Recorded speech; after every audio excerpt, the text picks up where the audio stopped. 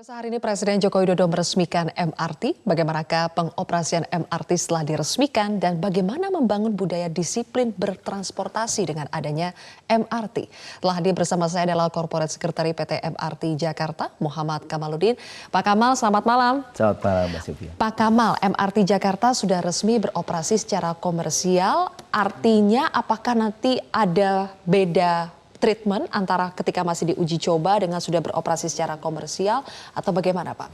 Ya, tentunya setelah diresmikan tadi kita akan beroperasi dari jam 5.30 sampai dengan 10.30. Ini ada penambahan jam operasi kami dari sebelumnya penambahan uji jam coba operasi, ya dari jam 7 pagi. Sebelumnya dari jam 7 pagi sampai jam 5 sore saja. Kita akan perpanjang dari jam 5.30 pagi sampai dengan 10.30 malam. Dan ini sangat membantu warga untuk menggunakan MRT berangkat kantor, pulang kantor, dan untuk beraktivitas setelah pulang kantor. Begitu. Dan selama satu minggu ini masih gratis ya, Pak? Satu minggu ini kelihatannya masih gratis. Jadi kami mengikuti arahan dari pemerintah apabila diumumkan tarif yang baru, kami akan segera terapkan. Oke, dan cara supaya bisa menggunakan fasilitas MRT itu masih mendaftar lewat situs Jadi MRT. ini memang tujuannya untuk mempermudah masuknya penumpang ke dalam stasiun supaya teratur.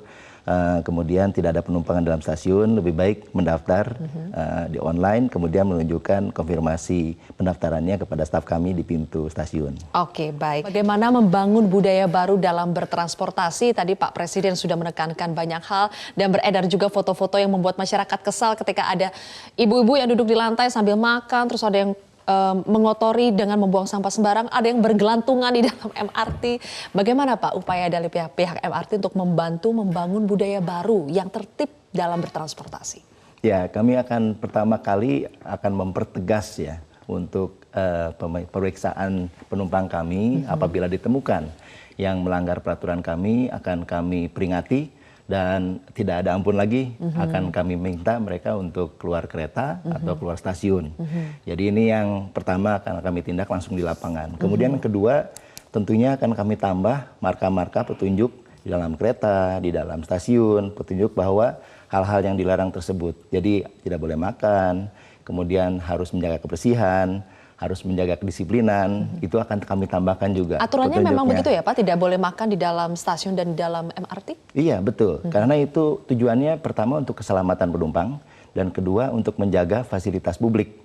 Bahwa fasilitas publik ini harus kita jaga bersama-sama supaya berfungsi sebaik-baiknya. Oke, kalau persoalan memberikan sanksi, memberikan tambahan marka itu kan, tapi yang sulitnya adalah membangun budaya, merubah mindset dari para pengguna transportasi ini. Nah, tentu saja ini dibutuhkan upaya banyak pihak, tidak terkecuali dari pihak MRT itu selalu mengedukasi. Nah, ini akan dengan cara seperti apa, Pak? Nanti kita akan tambahkan terus programnya, tidak hanya di dalam stasiun, juga di luar stasiun ya, di sekitar stasiun. Jadi contohnya di Taman Duku Atas, itu di atas stasiun kami adakan program mingguan. Sabtu Minggu kami adakan edukasi kepada warga, kemudian kami ada hashtag Ubah Jakarta.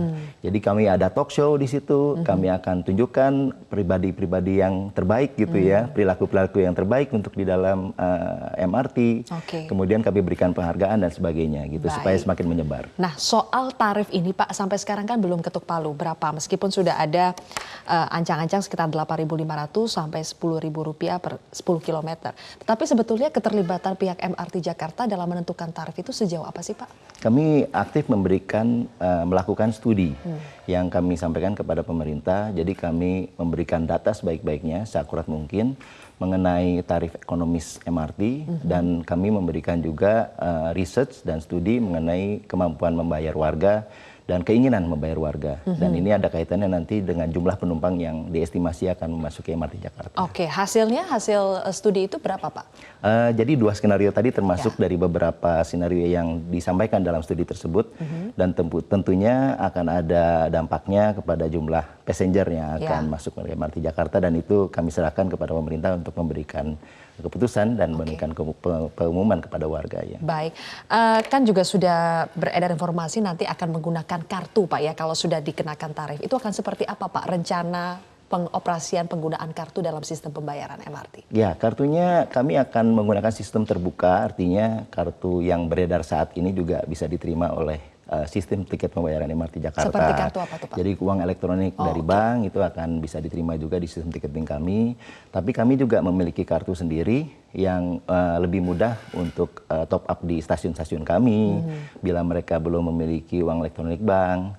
Kemudian juga ini menjadi standar untuk di sistem pembayaran di MRT Jakarta. Oke, berarti semuanya akan menggunakan sistem uang elektronik begitu, Pak? Iya, betul sekali. Oke, Iya. baik. Terima kasih Korporat Sekretari PT MRT Jakarta, Pak Muhammad Kamaludin sudah berbagi bersama kami di Prime Time News.